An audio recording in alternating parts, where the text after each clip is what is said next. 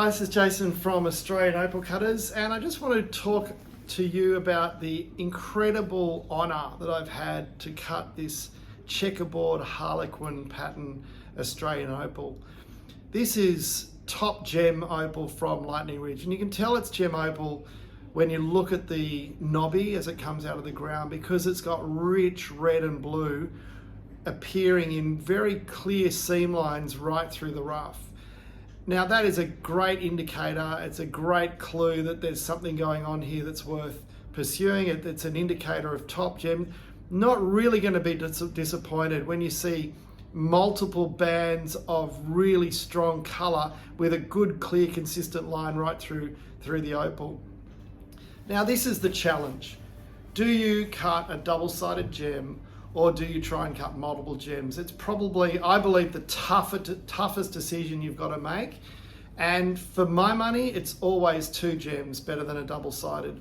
Only because the industry doesn't tend to honour, certainly in valuation, there is no category that I've ever seen that in any valuation software that says two sides add to the value.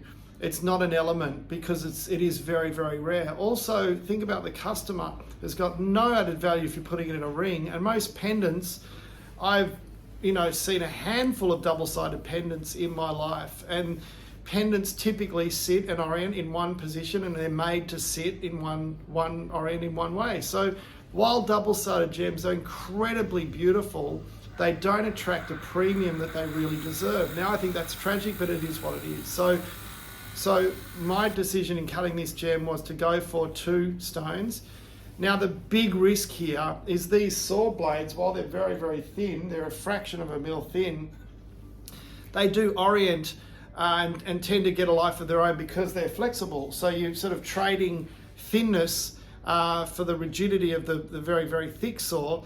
This thick saw that cuts a really straight line cuts a very thick bar, and you'll lose too much material. So especially with a thicker saw, it does tend to chip away material as it saws it, which is fine if you're slabbing up huge big pieces. But for fine sawing, the saw will have a mind of its own. Now this can destroy a good opal because you're sawing, and the minute you saw, we're talking like microns, you go off the axis and cut through a colour bar into the potch, the opal's gone. You've literally lost your opportunity. You've cut half the value off your gem. It's a really big problem. So what I did with this opal was I actually scored it using my Dremel, the jeweler's Dremel, with a very fine tool. It's a tiny little sort of 2 mil saw basically, but it's more for sort of fine sanding of metal, but I used it because it's got a very sharp edge for actually cutting opal. So it's a great little hack. If you're trying to cut something really, really fine, you score it. Now you could do the same thing with a jeweler's saw blade, just to score an opal and get a nice straight line.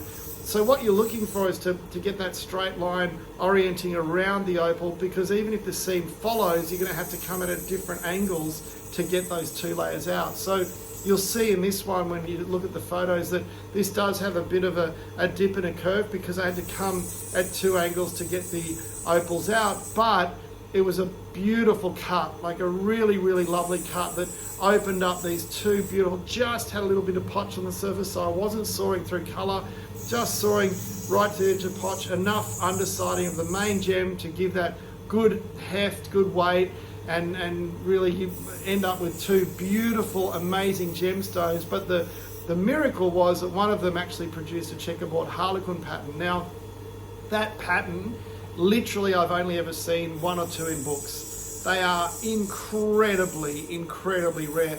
I would say genuinely priceless. You can't put a value on them because you have to be able to compare it with something, and there's just not enough of them around to really build a case for value. They are just irreplaceable. So arguably priceless, but you've got to put a value on it, and it comes in at the top level per carat because it's got a good deep black opal base, and the value is commensurate, but incredibly, incredibly rare.